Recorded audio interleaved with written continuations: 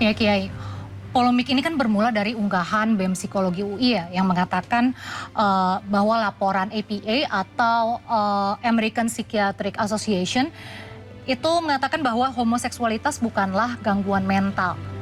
Apakah MUI menilai ilmu psikologi modern yang ada saat ini itu bertentangan dengan nilai agama, ataukah justru ada kesalahan dalam memahami hasil penelitian tersebut? Sebenarnya kalau kita merujuk kepada penelitian sebelumnya, sebelum menjadi arus global tentang LGBT, semua psikolog sepakat bahwa LGBT itu penyimpangan. Tapi setelah ada isu menjadi isu global, melestarikan LGBT di beberapa negara dilegalkan, kemudian muncullah psikolog yang menemukan bahwa itu bukan penyimpangan. Yang saya ingin sampaikan pertama bahwa berkenaan apakah penyimpangan tidak penyimpangan, di psikologi itu juga, dalam ilmu psikologi juga ada terjadi perbedaan. Yang kedua, kalau dilihat di runut sebelumnya tidak ada perbedaan bahwa LGBT adalah penyimpangan, kemudian ada penelitian terbaru bahwa ini tidak penyimpangan karena sudah menjadi arus global, saya perlu mencurigai bahwa psikolog yang melakukan penelitian itu adalah tidak netral secara keilmuan. Kenapa? Ada motif untuk membenarkan. Seorang peneliti itu dalam research harus berangkat dari sebuah teori, kerangka yang dibangun atas objektivitas. Tapi ketika dia meneliti berdasarkan subjektivitasnya, maka dia sudah tidak lagi penelitian yang murni. Dia sudah campaign untuk membenarkan. Bisa diuji nanti di lapangan. Perdebatannya tak pernah selesai. Maka saya sayangkan kepada anak-anak UI. Kalau itu karena perdebatan di dalam akademik, dia harus memunculkan perdebatan itu ke publik. Tapi kalau sudah dia mengambil bahwa itu bukan penyimpangan, berarti anak-anak kita di sini sudah terpapar bahwa dia sudah kecenderungan untuk menormalisasi, apakah atas nama HAM, atas nama keilmuan. Itu yang kami takutkan sebenarnya. Dari kampus terbaik, dia mungkin bisa mendalami tentang keilmuan, tapi karakter bangsa kita rapuh. Ketika dia sudah menggunakan normal, dengan menormalisasi terhadap LGBT, hilanglah ketuhanan yang Maha Esa itu. Kan itu adalah bagian dari norma ketuhanan yang Maha Esa. Tidak ada yang membenarkan. Makanya perguruan tinggi yang baik seperti UI dan kampus-kampus lain, jangan sampai terpaku hanya pendidikan knowledge saja, tapi harus membentukkan karakternya. Harus ada pendidikan penguatan cinta NKRI ini. Dan tidak melulu hanya pendapat orang atau terkena pengaruh arus global, harus ditanamkan juga karakter bangsa ini. Jadi kalau berkenaan dengan statement adik-adik kita di sana, saya juga dosen di UI, juga tidak dibenarkan oleh kampus secara kelembagaan. Berarti apa yang terjadi? Kampus ini masih belum bisa mensterilkan anak-anak kita itu dari pengaruh LGBT. Contohnya dengan mereka memberi statement, memunculkan satu pendapat itu dalam kerangka perdebatan ilmiah, itu udah nggak benar. Padahal ini tidak pendapat tunggal. Kalau bahasa agama tidak qot'i, itu dhonni. Qot'i itu tidak pasti, yang semua sepakat. Ini dhonni, bagian dari pola ya perspektif sebagian orang yang oleh sebagian bisa dicurigai ini adalah karena kampanye maka dimuncullah ke penelitian. Kan tidak semua penelitian itu adalah jujur secara ilmiah.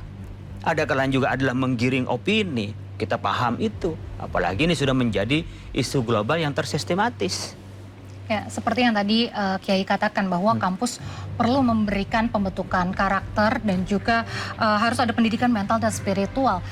Tapi banyak akademisi yang mengatakan sains itu tidak bekerja berdasarkan tafsir agama. Nah, menurut MUI, bagaimana seharusnya kampus ini bersikap? Apakah memang terlalu memberikan kebebasan akademik? Ya kan murni ketika belajar itu sains tidak ada intervensi agama nilai apapun. Tapi ketika dia diartikulasikan nggak bisa lepas dong dari norma. Jadi tidak bisa umpamanya bahwa atas nama sains itu kemudian dia boleh melampaui norma. Pada saat dia belajar iya, tapi ketika dia menyampaikan umpamanya ke publik, sainsnya utuh apa enggak? Kan nggak utuh juga membawa sainsnya. Hanya menyampaikan ada pendapat begini dan tidak memaparkan pendapat yang lain. Agama jangan dipisahkan di Indonesia dengan keilmuan. Ini menurut saya dosa pendahulu kita, mendikotomi agama dengan ilmu umum.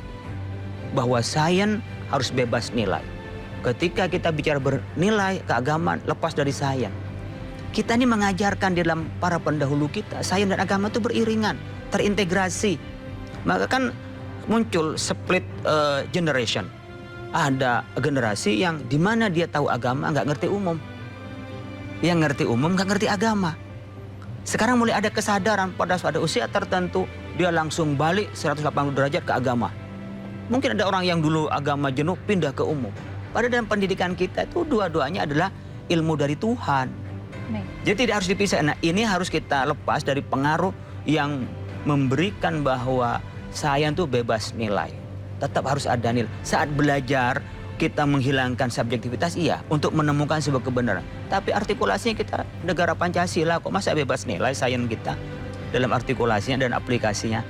Tapi bagaimana kalau mungkin kasusnya seperti ini, ada dosen yang mengajar atau mahasiswa yang presentasi atau memberikan penjelasan, tapi berdasarkan dengan jurnal internasional terkait dengan isu LGBTQ, apakah itu termasuk kebebasan akademik atau justru bisa menjadi bentuk penyebaran nilai yang bertentangan dengan ideologi bangsa kita? Kita ingin membedakan antara lingkup akademik dan akademik bicara pada publik, dua hal yang berbeda. Di lingkup akademik, apapun bisa didiskusikan. Pendapat bisa dikeluarkan sebebas-bebasnya. Tapi ketika dia merespon pada publik, maka dia juga tidak lepas dari pendapat yang utuh secara keilmuan. Itu referensi, kita biasa berdebat di akademik, satu memposisikan orang yang menolak LGBT, satu memposisikan yang menerima LGBT. Dalam konteks belajar nggak ada masalah. Maka disitulah adik-adik kita harus diajarkan mana Anda dalam konteks dia menggali keilmuan dan mana sebagai sikap keilmuan. Dua hal yang berbeda. Menggali keilmuan memang ya bebas nilai. Dia harus menelusuri semua, dipelajari. Gak usah ditutup tentang cakrawala kita. Tapi ketika kita mengartikulasikan keilmuan, gak boleh kita ini munafik. Gak boleh kita parsial. Harus komprehensif. Jadi kan ada orang belajar ilmu baru separuh, parsial. Tapi ketika dia harus diambil kepada publik, dia harus utuh. Dia harus cover both setnya harus sudah penuh dari semua lini itu, dari semua perspektif, dia harus sudah menguasai itu. Dan itu baru menjadi sikap. Jadi antara sikap dan belajar dua hal yang berbeda. Jadi kalau di kampus ada pendapat-pendapat yang nyeleneh di dalam kampus, ya, nggak ada masalah. Itu lumrah-lumrah saja. Tapi ketika dia publish bahwa pendapat ini dari kami aktivis psikologi, bahwa ini bukan penyimpangan, paparkan juga dong bagaimana dengan dia mengatakan penyimpangan. Nah, dan kalau ini maunya tahap belajar, ya itulah diskusi dengan teman-teman.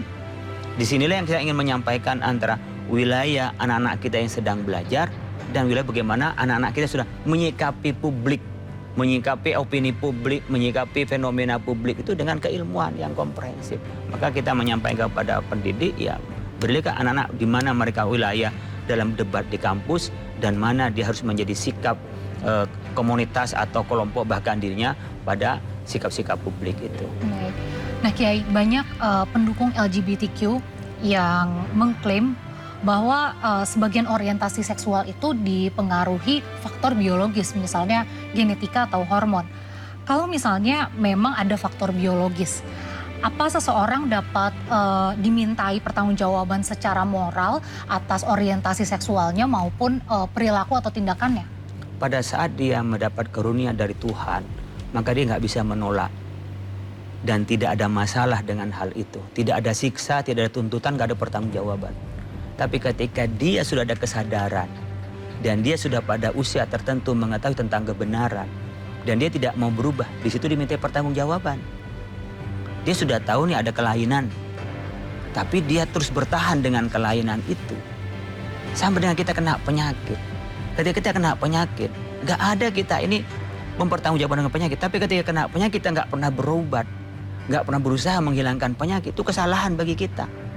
Karena kita berkewajiban untuk menghilangkan penyakit. Itu penyakit yang tidak membahayakan kepada orang lain, hanya kepada dirinya sendiri.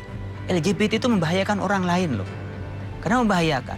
Sekarang yang kita bisa saksikan, penyakit HIV/AIDS itu mayoritas kejadiannya karena hubungan sejenis dan nggak ada obatnya. Kemudian kedua, dari hubungan sejenis itu dia akan merusak mental orang. Yang ketiga, dari hubungan sejenis itu dia akan memusnahkan manusia karena tidak ada kelahiran.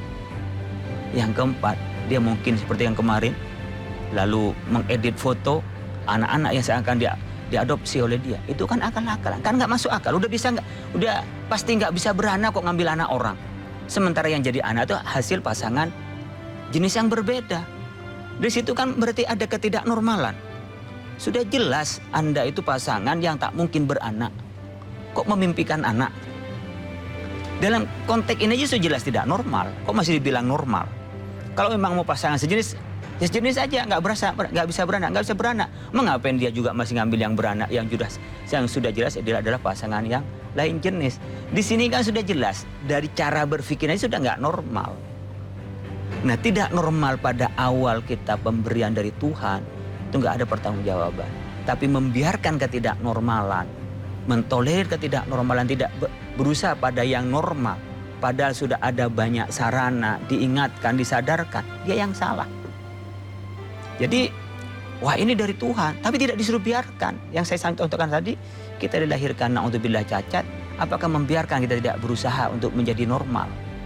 Kalau memang tidak bisa, wallahu a'lam bishawab, tapi tidak menormalisasi penyimpangan itu. Itu yang menjadi kesalahan. Orientasinya itu sudah salah, tapi tidak pidana. Tapi Anda harus menganggap itu tidak normal. Jangan dinormalisasi. Tapi kalau sudah Anda mengkampanyekan, Anda melakukannya, ya, kemudian Anda juga itulah pidana. Kenapa? Karena itu mengganggu terhadap nilai-nilai bangsa, nilai-nilai ketuhanan yang Maha Esa, dan akan mengganggu, merusak terhadap masa depan Indonesia. Maka disebut dengan ancaman non-militer. Pasti mengganggu. Baik, Kiai, Menteri HAM Natalius Pigai itu mengatakan masyarakat Indonesia belum siap menerima LGBTQ baik secara sosial maupun secara regulasi. Menurut MUI, persoalannya emang masyarakat yang belum siap atau secara prinsip bangsa Indonesia tidak boleh menerima secara legalisasi maupun menormalisasi LGBTQ sampai kapanpun? Itulah menteri yang nggak paham tentang Pancasila. Tidak paham tentang Indonesia. Kita selama berpegang pada Pancasila bukan belum, tidak akan. Jadi bukan kita yang belum bisa nerima. Ini yang harus selamanya tidak diterima. Jadi menteri ini perlu ditatar dulu tentang kerangka HAM kita. Jangan sampai ikut hamburger ya. Harus dipahamkan dulu tentang Indonesia. Jadi bukan belum siap menerima. Memang tidak bisa menerima, tidak akan diterima selama kita masih berdasarkan Pancasila dan Undang-Undang Dasar 45. Kan di situ jelas tentang ketuhanan, tentang menjalankan ajaran agama, dijamin oleh undang-undang. Gitu. Selamanya. Makanya kan dianggap ini ancaman non-militer, karena kalau ini diterima, pasti mengubah Pancasila, mengubah tatanan sosial kita. Jadi selama tidak akan pernah menerima. Kecuali diubah, makanya diubahnya dengan apa? Menormalisasi. Harus dihadang dengan apa? Iya, undang-undang kita. Karena perdebatan ini saja kita nggak berhenti-berhenti. Kemudian kita menyampaikan, masih terus ada fenomena gejolaknya dan gejalanya makin banyak. Ya. Maka harus ada koridor hukum yang menjadi dasar penegakan hukum. Ada ini tidak menular, mengembang biak. Beranak pasti tidak beranak, tapi berkembang biak dengan cara menular. Hancurlah masyarakat, generasi kita yang akan datang pasti hancur. Ya. Dan seiring makin kesini kan LGBTQ itu semakin berkembang ya. Mungkin dulu yang kita tahu hanya lesbian, gay, maksudnya homoseksual saja. Tapi makin kesini namanya saja udah jadi LGBTQIA++, ada panseksual, aseksual.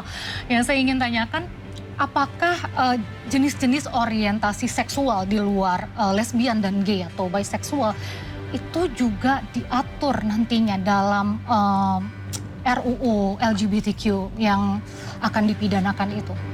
Ya, kita lihat aja dalam pembahasan kita. Tapi kalau dalam Islam itu yang normal laki-laki kepada perempuan dan diikat dengan pernikahan.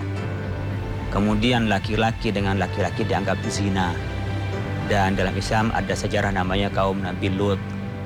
Faktulul fa'il wal maf'ul. Hukumannya itu bisa lebih berat daripada perzinahan. Udah nggak ditanya soal muhson tidak muhson, artinya punya pasangan tidak punya pasangan. Kalau zina laki dan perempuan kan ditanya antara pisah pasangan tidak pasangan kan beda hukumannya. antara rajam dan juga hukuman yang lebih berat, namanya hukuman mati. Dan kalau seperti halnya laki dan laki, udah nggak ditanya lagi, bunuh itu paling keras. Maka kita mengatakan hukum liwat, hukum laki dengan laki-laki itu bisa lebih berat daripada hukuman zina, dia bisa dibunuh. Nah, orientasi pada yang lain seperti juga sepan laki-laki atau biseksual atau kepada hewan, ya, itu ada tersendiri dalam kategori dalam Islam. Sedang kami buatkan itu. Artinya selain pasangan laki dengan perempuan, perempuan dengan laki-laki, di dalam Islam dianggap tidak normal. Orientasinya harus diluruskan kepada yang benar. Pelakunya itu dianggap di Islam dianggap adalah jarimah, dianggap pidana. Nah, ini kita akan masukkan dalam prolegnas kita agar menjadi pembahasan, karena hak Indonesia juga dari agama Islam itu, hukum Islam bisa menjadi diresepsi, diakomodir, diundang-undangkan dalam bentuk undang-undang yang mengikat di Indonesia dan bisa ditegakkan oleh penegak hukum. Baik, berikutnya saya akan menanyakan lebih dalam terkait dengan isi RUU ini dan kaitannya dengan perlindungan HAM. Tapi kita akan bahas usai jeda, jangan kemana-mana pemirsa, tetap di One on One.